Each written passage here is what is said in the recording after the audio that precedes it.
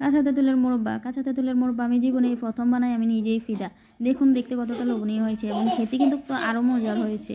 তো আমি নিজে বানাই নিজে সব বানিয়ে খেয়ে ফেলেছি, এমন একটা অবস্থা। আপনারাও এভাবে ট্রাই করতে পারেন, আমি ঠিক যেভাবে বানাইছি আর কি। তো আমি এখানে প্রথমে চুলায় আমি একটা কড়া পাতিলে পানি দিয়ে দিলাম একটু হালকা গরম করে, তার মধ্যে আমি তেঁতুলগুলো দিয়ে দিলাম। এরপর যখন তেঁতুলগুলো সিদ্ধ হলো, তারপর আমি একটা চালনিতে ছেঁকে নিলাম। ছেঁকে নেওয়ার পর আমি হালকা ঠান্ডা করে এগুলোকে খোসা ছাড়িয়ে নেব আর কি। আপনারাও চাইলে এভাবে ট্রাই করতে পারেন আর কি। তো আমি এভাবে খোসা ছাড়িয়ে নিচ্ছি, আপনারাও এভাবে খোসা ছাড়িয়ে নিতে পারেন সিদ্ধ করে, কিংবা ডিপ ফ্রিজে রেখে আপনারা এভাবে খোসা ছাড়িয়ে নিতে পারেন। তো আমি দেখুন এখানে কিছু তেঁতুল আছে যার কালার একটু কালো হয়ে গেছে, যেগুলো আমি ডিপ ফ্রিজে রেখে তারপরে আমি খোসা ছাড়িয়ে নিচ্ছি আর কি। তো ওভাবে খোসা ছাড়াতে একটু কষ্ট হয়, তো আপনারা এইভাবে হালকা করে সিদ্ধ করে খোসা ছাড়াতে একদম সহজভাবে খোসা ছাড়িয়ে নিতে পারবেন। এবং আপনারা যদি চান তাহলে আপনারা বিচিগুলো খুলে ফেলতে পারেন।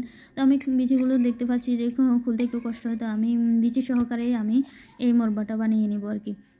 তো আমি প্রথমে ফ্রাই প্যানে দিয়ে দিলাম পরিমাণ মতো চিনি, দিয়ে দিলাম আখের গুড় যদি আপনাদের বাসায় না থাকে তাহলে আপনারা এটা স্কিপ করতে পারেন।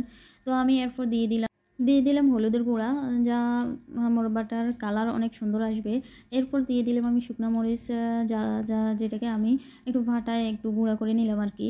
এরপর দিয়ে দিলাম তেঁতুলগুলো, ছিলে রাখা যে তেঁতুলগুলো ওইগুলো আর কি। এরপর একটু নেড়ে ছেড়ে একটু ভালোভাবে, হ্যাঁ, এরপর দিয়ে দিলাম একটু জিরার গুঁড়া দেওয়ার পর আমি এগুলোকে হালকা হালকা করে একটা করে একটু নেড়ে ছেড়ে দিচ্ছি।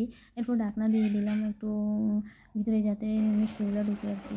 এরপর আমি দেখুন কালারটা একটু ভালো হয়ে আসছে, অনেকটা একটু লোভনীয় হয়ে আসছে। তো আপনারা এভাবে ট্রাই করতে পারেন, এভাবে ট্রাই করলে আপনারা অবশ্যই এটার ভালো রেজাল্ট পাবেন আর কি। তো আপনারা এভাবে ট্রাই করতে পারেন। এবং আমি এখানে দিয়ে দিচ্ছি পাঁচফোড়ন মশলা, যেটাকে আমি প্রথমে চুলায় একটু তেলে পাটা বেটে নিলাম আর কি। তো আমি এরপর মোরব্বার উপরে তেঁতুলের উপরে এগুলো ভালোভাবে ছড়িয়ে ছিটিয়ে দিয়ে একটু নেড়ে ছেড়ে নিলাম আর কি। দেখুন কালারটা কত সুন্দর হয়েছে, লোভনীয় হয়েছে। আপনারা এইভাবে ট্রাই করতে পারেন। একবার যদি খান তাহলে আপনারা প্রতিদিন বানাইতে ইচ্ছে করবে আর কি কাঁচা তেঁতুলের এই মোরব্বা। তো আমি এরপর কড়াই থেকে এগুলোকে একটা প্লেটে নিয়ে নিচ্ছি আর কি পরিবেশন করার জন্য। তো আপনারা এইভাবে ট্রাই করতে পারেন। যদি আপনারা ট্রাই করতে পারেন তাহলে অবশ্যই আপনারা সাকসেস হতে পারবেন আর কি। যেটি আসলে কত মজার একটা জিনিস আর কি, যেটার কথা শুনলে এমনি মানুষের মুখে জল চলে আসে আর কি। তো এভাবে ফাঁকাইলে তো আরও মজার লাগবে আর কি। আরও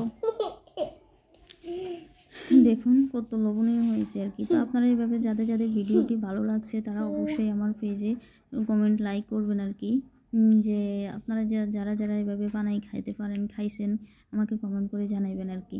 তো আপনারা অবশ্যই আমি যেভাবে বানাইছি ওইভাবে ট্রাই করতে পারেন। দেখুন দেখতে কতটা লোভনীয় হয়েছে, আচারগুলো একদম পারফেক্ট